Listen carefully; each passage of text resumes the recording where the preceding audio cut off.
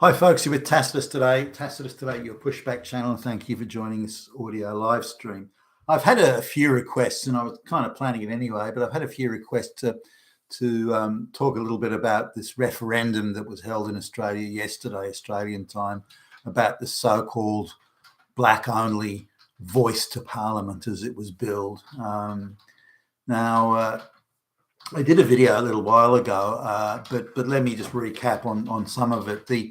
The argument put forward by the activists, and just before I even go to that, this was never anything more than a globalist inspired and funded and directed grift to insert a permanent architecture, a permanent substructure of race conflict into Australia. We don't have enough race conflict here, unlike Britain and the United States and France, where they're able to use the race conflict angle to really move the globalist project forward.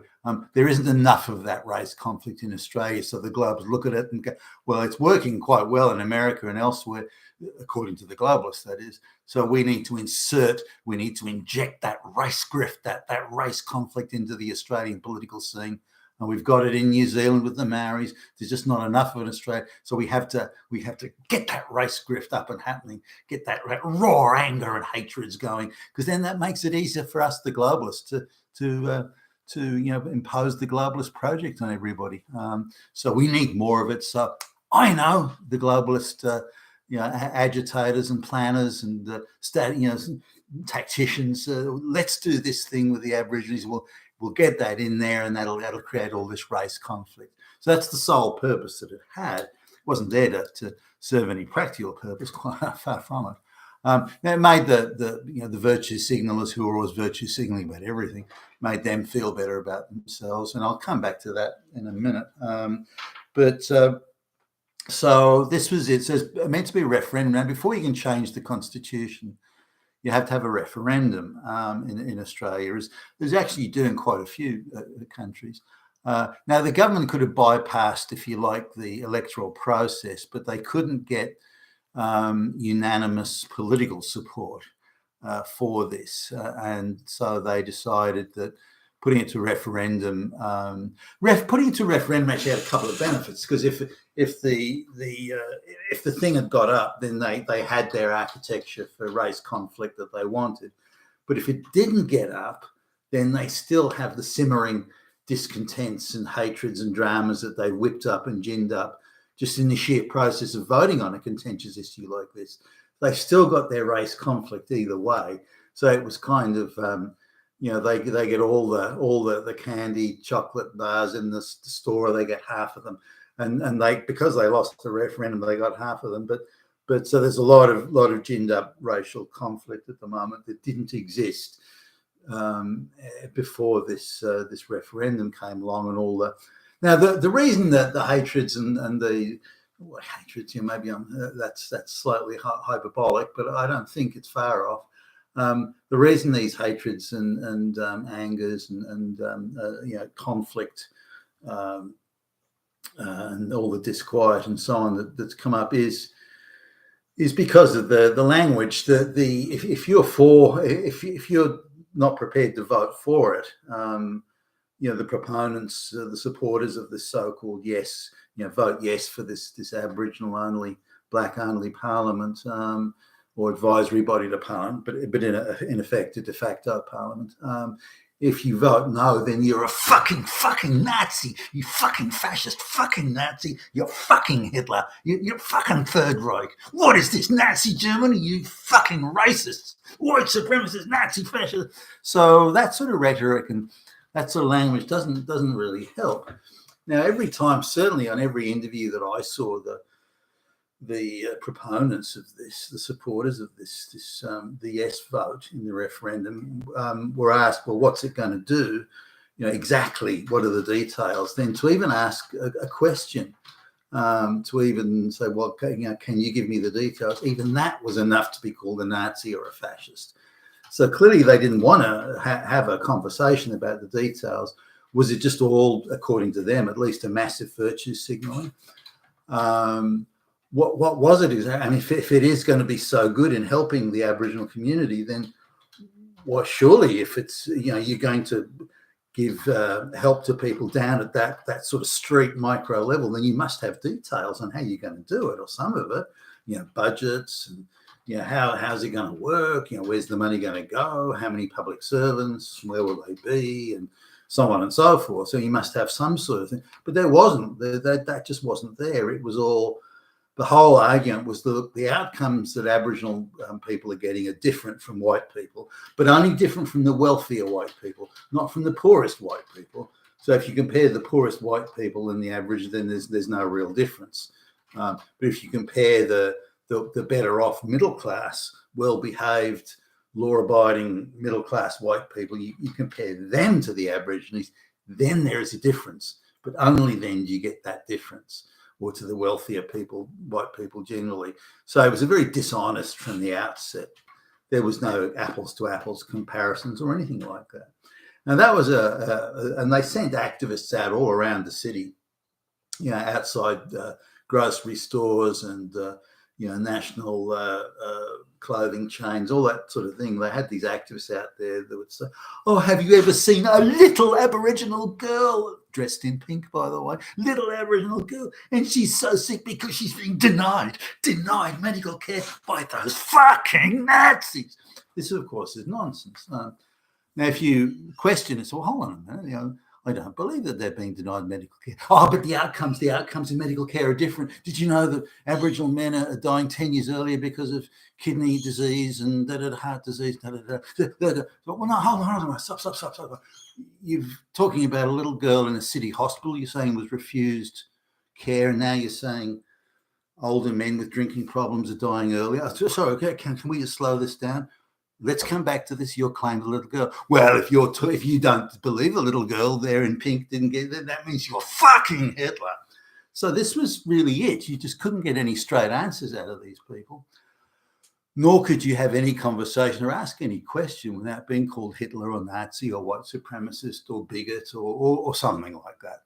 Now, that's always a problem as far as I'm concerned. If I don't doubt there are differences in outcomes between Aborigines generally and better off white people. I don't doubt that, but there's also very different outcomes between poor white people and well-off white people. Why aren't we addressing that? So there's massive dishonesty in the conversation, and there was a heavy reliance on calling people Nazis whenever they ask questions. So to me, this was the end of it. I mean, if you can't explain what you're doing, and your only response is to call people Nazis when they question you, then the whole thing's a grift and a scam, which it was. So anyway, I think even for the last couple of months, the likelihood of it getting up was pretty slim. But certainly based on polling and what I was hearing around the place. And during that time, the Yes campaigners became more and more desperate. And instead of saying, okay, what do we need to do to win people over? How can we convince the potential no voters that they should vote yes? And that would require careful, patient explanation of, well, what are you going to do? How is it going to help Aboriginal people? Well, let's have a look at the raw numbers. And but of course, it was all bullshit. It was all cooked up statistical bullshit by activists, and none of it was accurate. Or useful or balanced in any way. So they just couldn't, they had no argument to put forward, and anything other than broad sort of statements of unequal outcomes. But again, only comparing the Aborigines generally with better off white people. They would point to these different things. That was really their only argument. The outcomes are different, which of course is what they use in Britain, the United States. Well, black kids aren't passing, gaining entrance into universities at the same rate of white people. That's it, racism, fascism, Nazi, Hitler, bigotry, white supremacy. And they just go straight for that. That's always the immediate go-to, which is, of course, the globalist go-to. The globalist activists are in that. Because as soon as you complain about or ask questions about mass migration of illiterate third world peasants into the West, as soon as you do that, the absolute first go-to is, you're a Nazi, you're a fascist, you're Hitler. Okay, well, this is not a serious conversation. You're not attempting to address the issue. So which means that they want to go ahead with what they want, the globalist project, and their only response is to call everyone a Nazi who disagrees.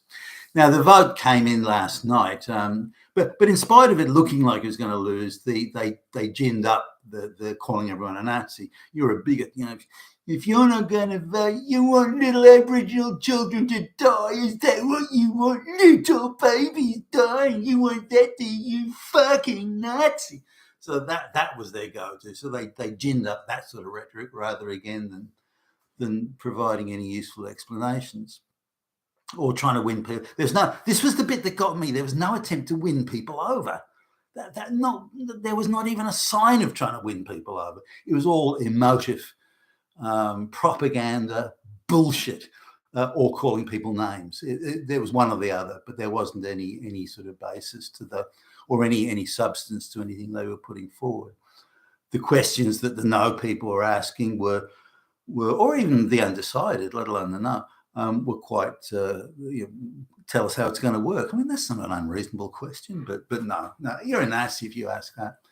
So as referenda goes, this particular one was dealt a crushing fucking defeat by the voters. So and I've mentioned in the blurb to this vid that all 6 states, in Australia there are 6 states and what are called 2 territories.